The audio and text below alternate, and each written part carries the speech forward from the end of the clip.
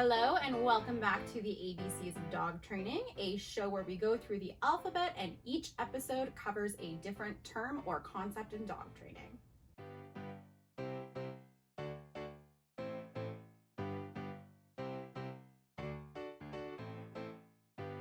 The word break is a commonly used release word. A release word is a way of communicating to your dog that they are done doing whatever it is that you ask them to do. It would come at the end of behaviors that you teach your dog to do for certain amounts of duration, like a sit stay. Another case where you may use a release word is if you've taught your dog to go to their mat and stay there while you're eating your meal.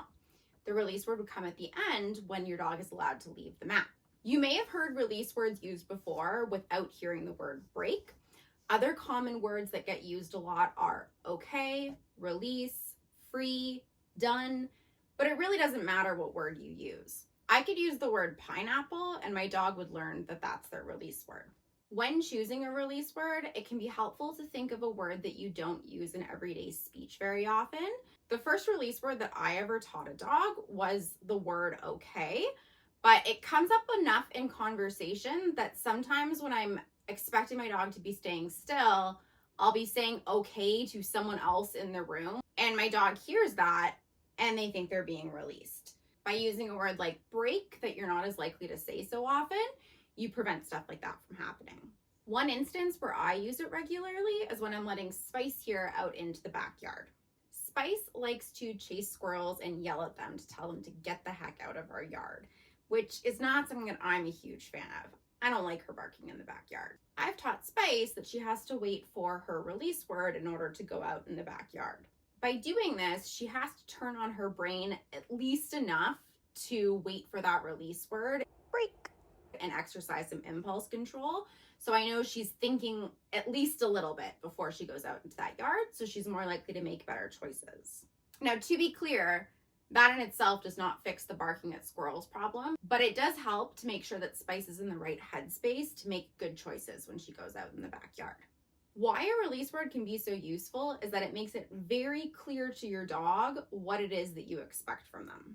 If I want my dog to do something for any amount of time and I don't have a release word, it's up to my dog to somehow pick up on cues in the environment to let them know when they're done doing that thing.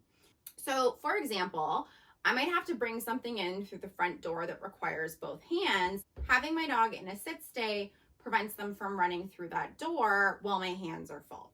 However, if my dog has to pick up on cues from the environment, instead of knowing that the release word means that they're done doing that sit stay, they might get up at another time.